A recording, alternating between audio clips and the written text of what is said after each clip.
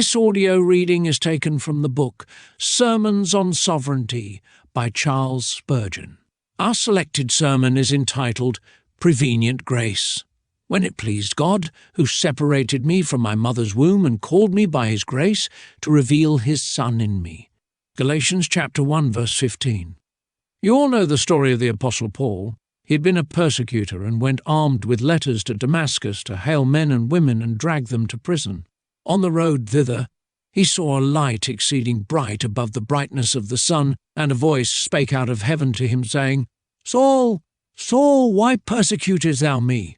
By this miraculous interposition he was converted. 3 days he spent in darkness.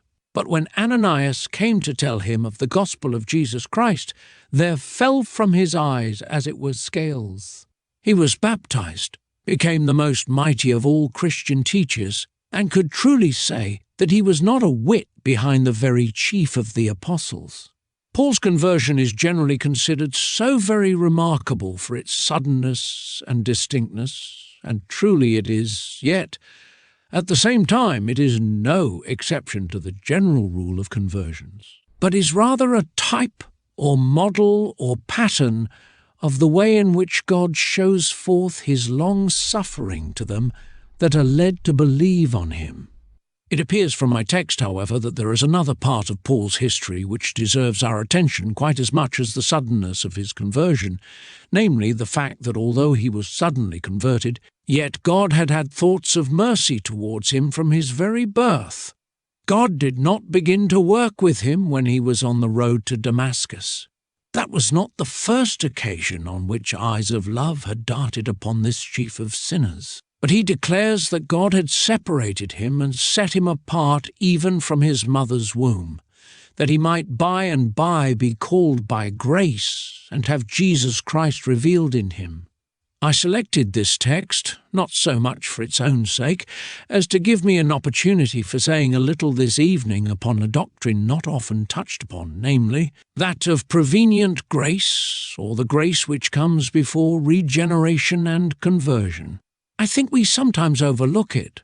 We do not attach enough importance to the grace of God in its dealings with men before he actually brings them to himself. Paul says that God had designs of love towards him, even before he had called him out of the dead world into spiritual life. To begin, then, let us talk for a little while upon the purpose of God preceding saving grace, as it may clearly be seen developing itself in human history. You generally judge what a man's purpose is by his actions. If you saw a man very carefully making moulds in sand, if you then watched him take several pieces of iron and melt them down, and if you further noticed him running the melted iron into the moulds, you might not know precisely what class of machine he was making, but you would very justly conclude that he was making some part of an engine or other machinery, a beam or a lever or a crank or a wheel, and according to what you saw the moulds in the sand to be, you would form your idea of what the man was intending to make. Now, when I look at the life of a man, even before conversion, I think I can discover something of God's moulding and fashioning in him even before regenerating grace comes into his heart. Let me give you an illustration of my course of thought. When God created man, we are told in the book of Genesis, he made him out of the dust of the earth. Mark him beneath his Maker's hand, the framework of a man, the tabernacle for an immortal soul, a man made of clay, fully made, I suppose, and perfect in all respects excepting one, and that soon followed. For after God had formed him out of the dust, then he breathed into his nostrils the breath of life, and man became a living soul. Now it strikes me that during the early part of the history of the people whom God means to save, though they have not received into their hearts any spiritual life, nor experienced any of the work of regeneration, yet their life before conversion is really a working of them in the clay. Let us endeavour to bring this out more distinctly. Can you not perceive God's purpose in the Apostle Paul when you think of the singular gifts with which he was endowed? Here was a man, a rhetorician, so noble that there are in his works passages of eloquence not to be equalled, much less excelled, by Demosthenes and Cicero. As a logician, his arguments are most conclusive as well as profound.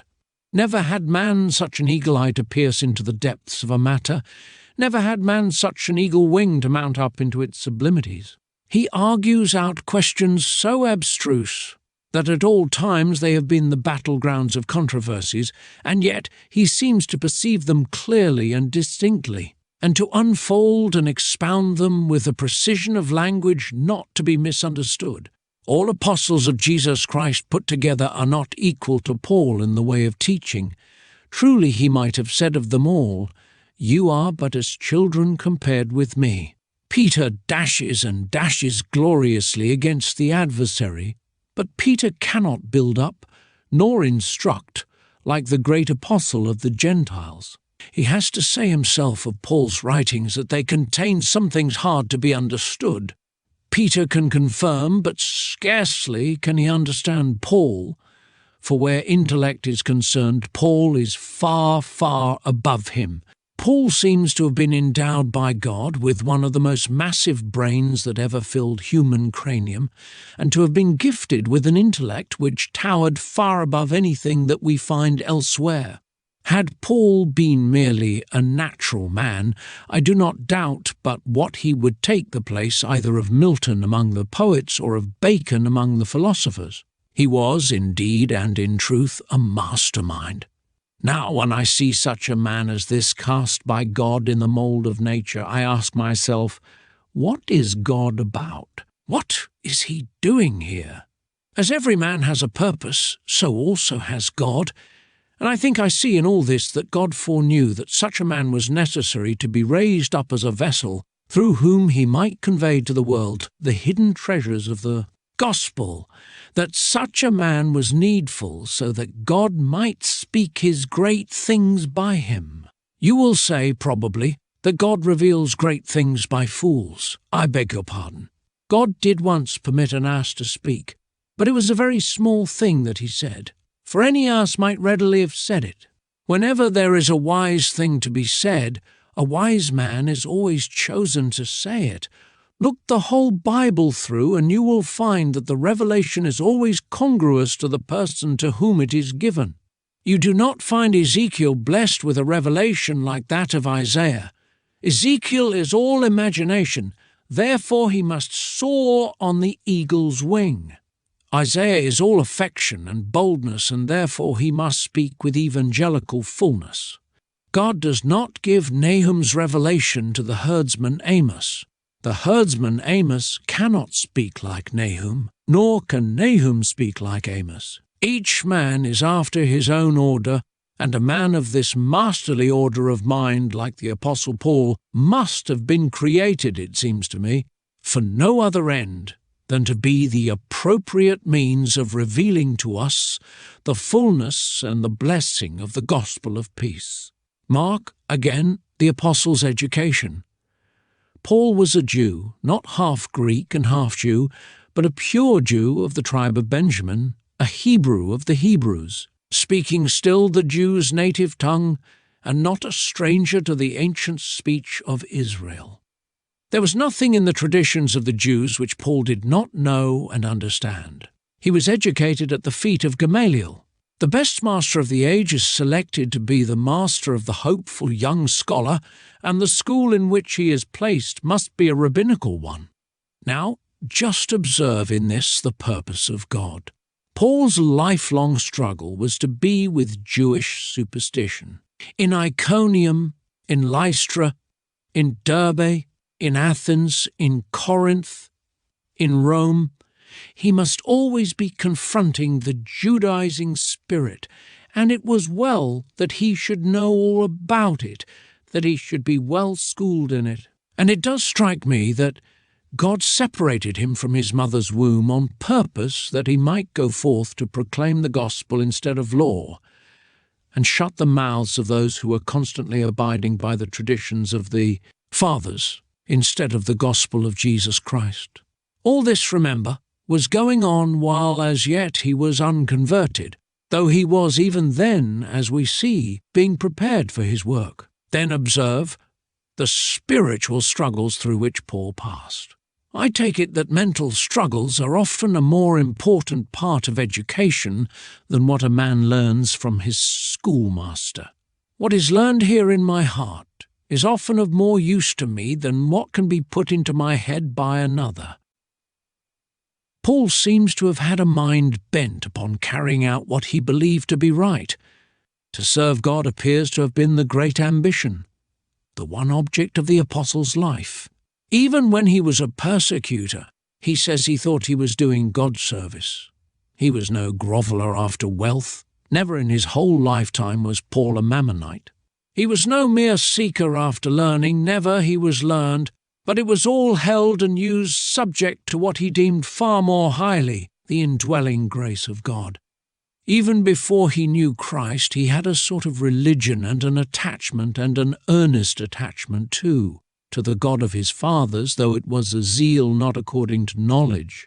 He had his inward fightings and fears and struggles and difficulties, and all these were educating him to come out and talk to his fellow sinners and lead them up out of the darkness of Judaism into the light of Christianity. And then, what I like in Paul, and that which leads me to see the purpose of God in him, is the singular formation of his mind. Even as a sinner, Paul was great. He was the chief of sinners, just as he afterwards became, not a whit behind the very chief of the apostles. There are some of us who are such little men that the world will never see us. The old proverb about the chips in porridge giving one pleasure either way might apply to a great many people, but never to Paul. If there was anything to be done, Paul would do it, aye, and if it came to the stoning of Stephen, he says he gave his vote against him, and though he was not one of the actual executioners, yet we are told that the witnesses laid down their clothes at a young man's feet, whose name was Saul. He would do all that was to be done, and was a thoroughgoing man everywhere, believing a thing to be right. Paul never consulted with flesh and blood, but girded up his loins and wrought with the whole powers of his being, and that was no mean force, as his enemies felt to their cost. Why, as I see him riding to Damascus, I picture him with his eyes flashing with fanatic hate against the disciples of the man whom he thought to be an impostor, while his heart beat high with the determination to crush the followers of the Nazarene. He is a man all energy and all determination, and when he is converted, he is only lifted into a higher life, but unchanged as to temperament, nature, and force of character. He seems to have been constituted naturally a thoroughgoing, thorough-hearted man, in order that when grace did come to him, he might be just as earnest, just as dauntless and fearless, in the defence of what he believed to be right. Yes, and such a man was wanted to lead the vanguard in the great crusade against the god of this world. No other could have stood forward thus as Paul did, for no other had the same firmness, boldness, and decision that he possessed. But, I hear someone say, was not Peter as bold? Yes, he was, but Peter, you remember, always had the failing of being just where he ought not to be when he was wanted. Peter was unstable to the very last, I think. Certainly in Paul's day, Paul had to withstand him. He was a great and good man, but not fitted to be the foremost. Perhaps you say, but there is John. Would not John do? No, we cannot speak in too high terms of John, but John is too full of affection. John is the plane to smooth the timber, but not the axe to cut it down. John is too gentle, too meek. He is the Philip Melanchthon, but Paul must be the Luther, and Calvin rolled into one. Such a man was wanted, and I say that from his very birth God was fitting him for this position, and before he was converted, Prevenient Grace was thus engaged, fashioning, moulding, and preparing the man, in order that by and by there might be put into his nostrils the breath of life. Now, what is the drift of all this? A practical one, and to show you what it is, we will stay a minute here before we go on to anything else. Some of the good fathers amongst us are mourning very bitterly just now over their sons. Your children do not turn out as you wish they would. They are getting sceptical, some of them, and they are also falling into sin. Well, dear friends, it is yours to mourn. It is enough to make you weep bitterly, but let me whisper a word into your ear. Do not sorrow as those who are without hope, for God may have very great designs to be answered, even by these very young men who seem to be running so altogether in the wrong direction. I do not think I could go so far as John Bunyan did, when he said he was sure God would have some eminent saints in the next generation, because the young men in his day were such gross sinners, that he thought they would make fine saints, and when the Lord came and saved them by his mercy, they would love him much, because they had had so much forgiven.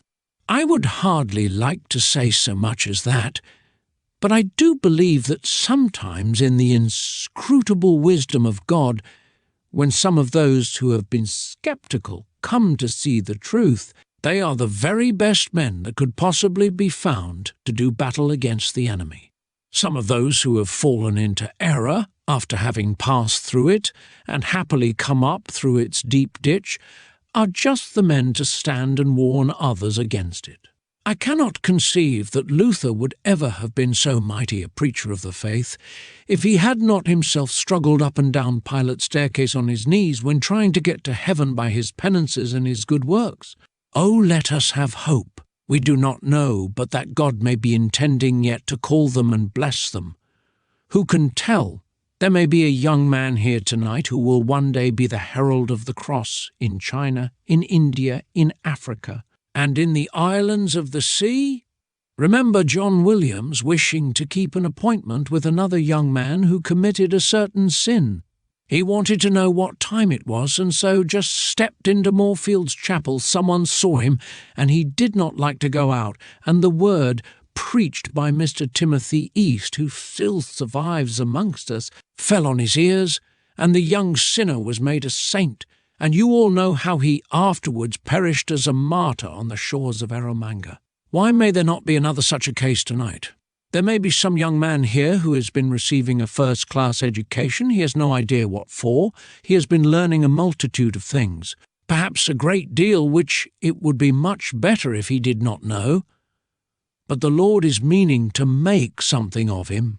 I do not know where you are, young man, but oh, I wish I could fire you tonight with a high ambition to serve God.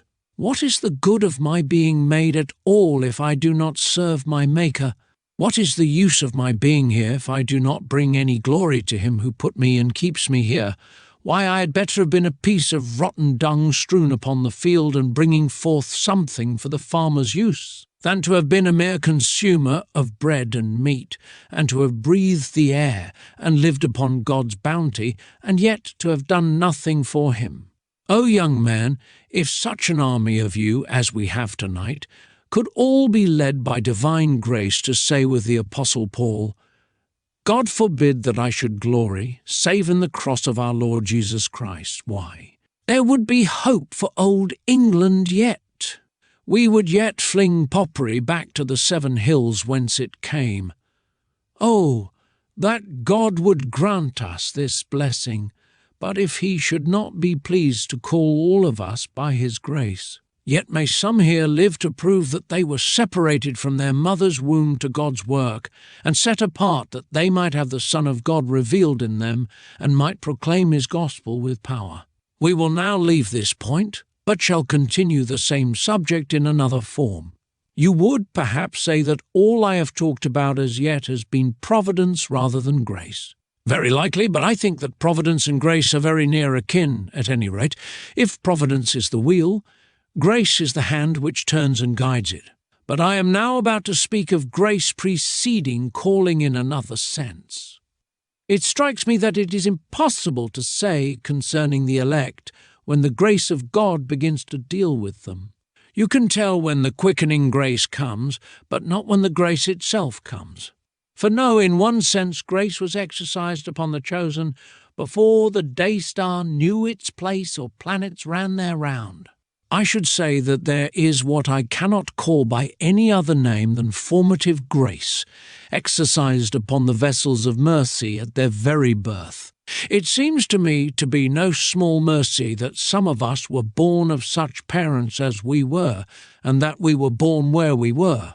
Some of us began right and were surrounded by many advantages. We were cradled upon the lap of piety and dandled upon the knee of holiness. There are some children who are born with a constitution which cannot escape sin and which at the same time seems as if it inevitably led them to it.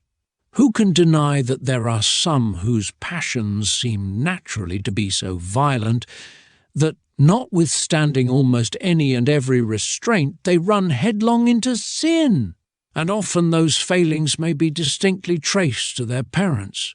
It is no small blessing when we can look back and thank God that if no blue blood of nobility flows in our veins, yet from our very childhood we have not heard the voice of blasphemy, nor strayed into the haunts of vice, but that in the very formation of our character, divine grace has ever been present with us, this formative grace. Many of you, I have no doubt, can trace in the examples and influences which have followed you from the cradle through life. Why, what a blessing to have had such a Sunday school teacher as some of you had. Other children went to schools, but they had not such a teacher or such a class as yours. What a privilege to have had such a minister as some of you had, though perhaps he has fallen asleep now.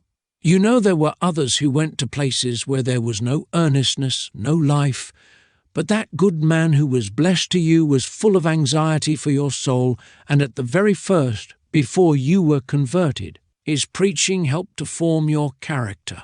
Why, it strikes me that every word I heard and everything I saw while I was yet a child or a youth had a part in the formation of my afterlife. Oh, what a mercy it is to be placed where a holy example and godly conversation tend to form the man in a godly mould. All this may be, you know, without grace. I am not speaking now of the work of effectual calling, but of that prevenient grace which is too much forgotten, though it so richly deserves to be remembered. Think, too, of the prayers which brought tears to our eyes and the teaching that would not let us sin so deeply as others, of the light which glowed in us, even in our childhood, and seems to have dispelled something of our natural darkness. Think of that earnest face that used to look so steadily on us when we did wrong, and of that mother's tear which seemed as if it would burn itself into our hearts when there had been something amiss. That made that mother anxious.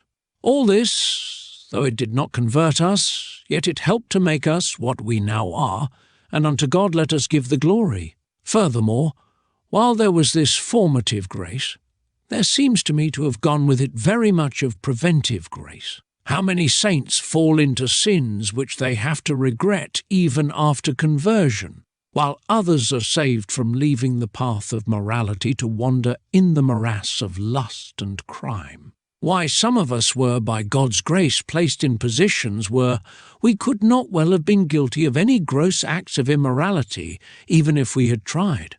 We were so hedged about by guardian care, so watched and tended on every side, that we should have been dashing our heads against a stone wall if we had run into any great or open sin.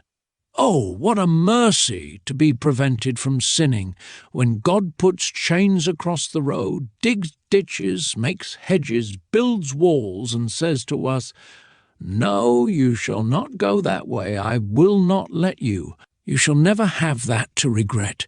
You may desire it, but I will hedge up your way with thorns. You may wish it, but it never shall be yours." Beloved, I have thanked God 1,000 times in my life that before my conversion, when I had ill desires, I had no opportunities, and on the other hand, that when I had opportunities, I had no desires. For when desires and opportunities come together like the flint and steel, they make the spark that kindles the fire, but neither the one nor the other, though they may both be dangerous, can bring about any very great amount of evil so long as they are kept apart. Let us then look back, and if this has been our experience, bless the preventing grace of God. Again, there is another form of grace I must mention, namely restraining grace. Here, you see, I am making a distinction. There are many who did go into sin. They were not wholly prevented from it, but they could not go as far into it as they wanted to do. There is a young man here tonight. He will say, "How should I know?" Well, I do know. There is a young man here tonight who wants to commit a certain sin, but he cannot. Oh, how he wishes to go, but he cannot. He is placed in such a position of poverty that he cannot play the fine gentleman he would like. There is another. He wants to be dancing at such and such a place, but thank God he is lame. There is another who, if he had had his wish, would have lost his soul. But since his blindness has come upon him, there is some hope for him. Oh, how often God has thrown a man on a sick bed to make him well. He would have been such as he was even unto death if he had been well. But God has made him sick, and that sickness has restrained him from sin. It is a mercy for some men that they cannot do what they would, and though to will is present with them, yet even in sin, how to perform that which they would they find not. Ah, my fine fellow, if you could have had your own way, you would have been at the top of the mountain by now. So you think, but no, you would have been over the precipice long before this if God had you climb at all. And so he has kept you in the valley because he has designs of love towards you, and because you shall not sin as others. Sin. Divine grace has its hand upon the bridle of your horse. You may spur your steed and use the lash against the man who holds you back, or perhaps it is a woman, and you may speak bitter words against that wife, that sister, or that mother whom God has put there to hold you back, but you cannot go on, you shall not go on. Another inch forward and you will be over the precipice and lost. And therefore, God has put that hand there to throw your horse back on its haunches and make you pause and think and turn from the error of your ways. What a mercy it is that when God's people do go into sin to any extent, he speaks and says, "Hitherto shalt thou go, but no further. Here shall thy proud sins be stayed." There is, then, restraining grace. We shall get still further into the subject when we come to what Dr. John Owen calls the preparatory work of grace. Have you ever noticed that parable about the different sorts of ground and the sower of the seeds? A sower went forth to sow, and some of the seed fell on stony ground. You can understand that because all men have stones in their hearts. Some fell on the thorns and thistles. You can comprehend that because men are so given to worldly care. Another part of the seed fell on the beaten path. You can understand that. Men are so occupied with worldliness. But how about the good ground? Good ground. Is there such a thing as good ground by nature? One of the evangelists says that it was honest and good ground. Now, is there such a difference between hearts and hearts? Are not all men depraved by nature? Yes, he who doubts human depravity had better begin to study himself. Question: if all hearts are bad, how are some hearts good? Reply: they are good comparatively. They are good in a certain sense. It is not meant in the parable that that good ground was so good that it ever would have produced a harvest without the sowing of the seed, but that it had been prepared by providential influences upon it to receive the seed, and in that sense it may be said to have been good ground. Now let me show you how God's grace does come to work on the human heart, so as to make it good soil before the living seed is cast into it, so that before quickening grace really visits it. The heart may be called a good heart, because it is prepared to receive that grace. I think this takes place thus. First of all, before quickening grace comes, God often gives an attentive ear and makes a man willing to listen to the word. Not only does he like to listen to it, but he wants to know the meaning of it. There is a little excitement in his mind to know what the gospel tidings really are. He is not saved as yet, but it is always a hopeful sign when a man is willing to listen to the truth and is anxious to understand it. This is one thing which prevenient grace does in making the soul good. In Ezekiel's vision, as you will recollect, before the breath came from the four winds, the bones began to stir, and they came together, bone to his bone. So, before the Spirit of God comes to a man in effectual calling, God's grace often comes to make a stir in the man's mind, so that he is no longer indifferent to the truth, but is anxious to understand what it means. The next mark of this gracious work is an ingenuousness of heart. Some persons will not hear you, or if they do, they are always picking holes and finding fault. They are not honest and good ground. But there are others who say, I will give the man a fair and an honest hearing. I will read the Bible. I will read it too honestly. I will really see whether it be the word of God or not. I will come to it without any prejudices, or if I have any prejudices, I will throw them aside. Now, all this is a blessed work of preparatory grace, making the heart ready to receive effectual calling. Then, when this willingness and ingenuousness are attended with a tender conscience, as they are in some unconverted people, this is another great blessing. Some of you are not converted, but you would not do wrong. You are not saints, but you would not tell a lie for the world. I thank God that there are some of you so excellent in morals that if you were proposed to us for church membership, we could not raise any objection to you on that ground at any rate. You are as honest as the day is long. As for the things of God, you are outwardly as attentive to them and as diligent in them as the most earnest and indefatigable Christians. Now, this is because your conscience is tender. When you do wrong, you cannot sleep at night, and you do not feel at all easy in being without a Saviour. I know some of you do not. You have not come to any decision. The grace of God has not really made you feel your thoroughly mind state. Still, you are not quite easy. In fact, to go farther, your affections, though not weaned altogether from earth, yet begin to tremble a little, as though they would go heavenward. You want to be a Christian. When the communion table is spread, you dare not come downstairs, but I see you looking on from the gallery and you wish you were with us. You know you have not believed in Jesus Christ and the world keeps you back from doing so, but still there is a kind of twitching in your conscience. You do not know what it is, but there is a something got into you that makes you say at times, O God, let me die the death of the righteous, and let my last end be like his. Yes, and you even go farther than this, and ask to live the righteous man's life too. Now, remember, this will not save you. You must be born again.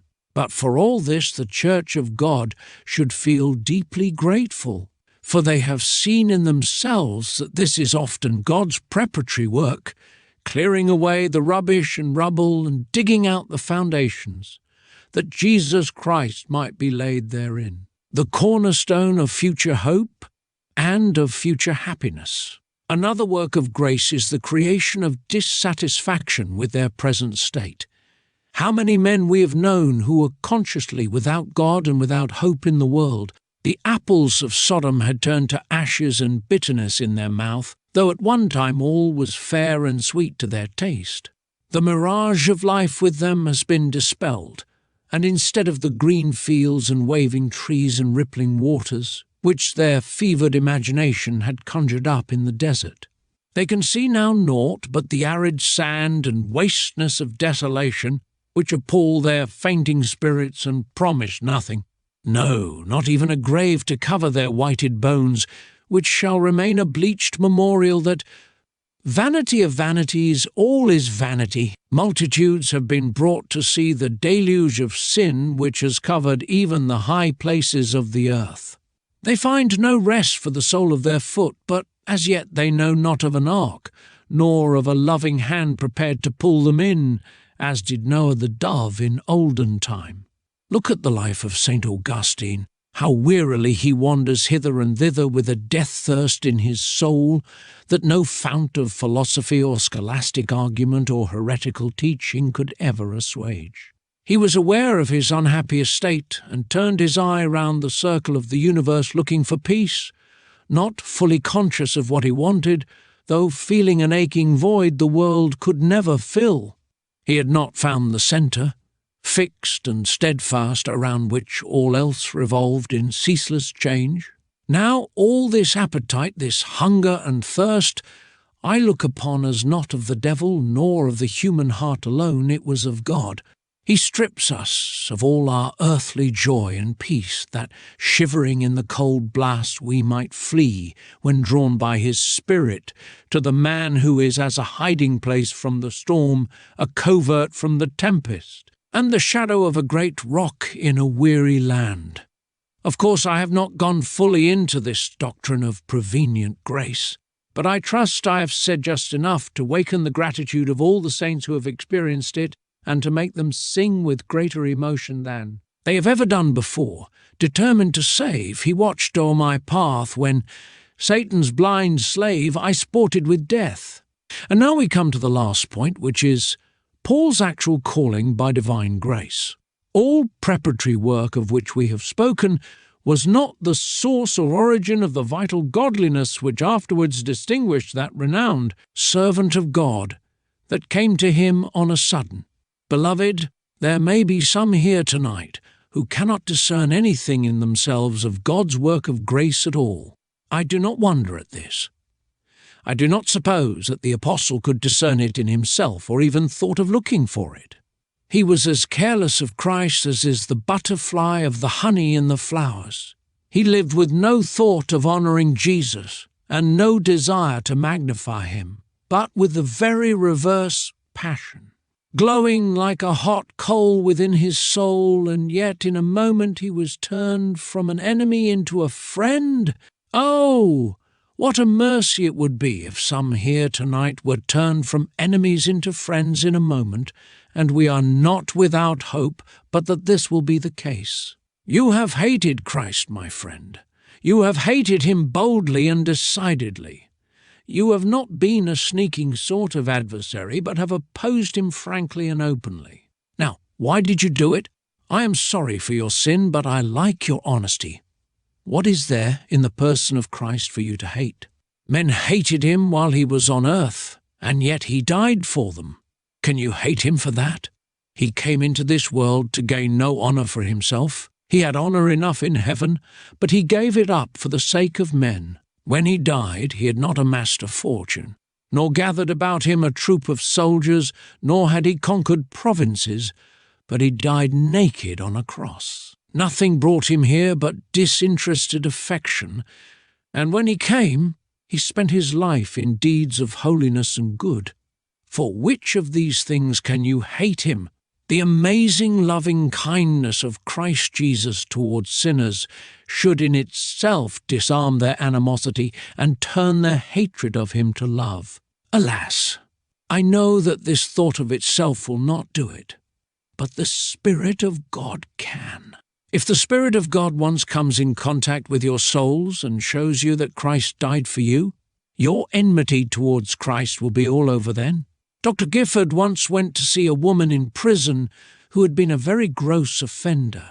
She was such a hardened reprobate that the doctor began by discoursing with her about the judgments of God and the punishments of hell, but she only laughed him to scorn and called him opprobrious names. The doctor burst into tears and said, "And yet, poor soul, there is mercy for you, even for such as you are, though you have laughed in the face of him who would do you good. Christ is able to forgive you, hard though you are, and I hope that he will yet take you to dwell with him at his right hand."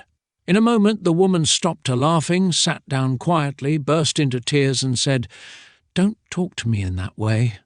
I have always been told that I should be damned, and I made up my mind to be. I knew there was no chance, and so I have gone on from one sin to another. But oh, if there is a hope of mercy for me, that is another thing. If there is a possibility of my being forgiven, that is another thing. The doctor at once opened his Bible and began to read to her these words, "The blood of Jesus Christ, God's dear Son, cleanseth us from all sin." The greatest brokenness of heart followed. In subsequent visits, the doctor was gratified to find that she was brought to Christ, and though she had to undergo a sentence of transportation for many years at the time, yet in after days, the godly man saw her walking honestly and uprightly as a believer in Jesus Christ. Sinner, I wish that thought would bring thee to Christ. Oh, that thou wouldst know that he hath chosen thee, that he hath separated thee for himself, and to be his even from thy mother's womb. Ah, thou hast played the harlot, but he will bring thee back. Thou hast sinned very greatly, but thou shalt one day be clothed in the white robe and wear the everlasting crown.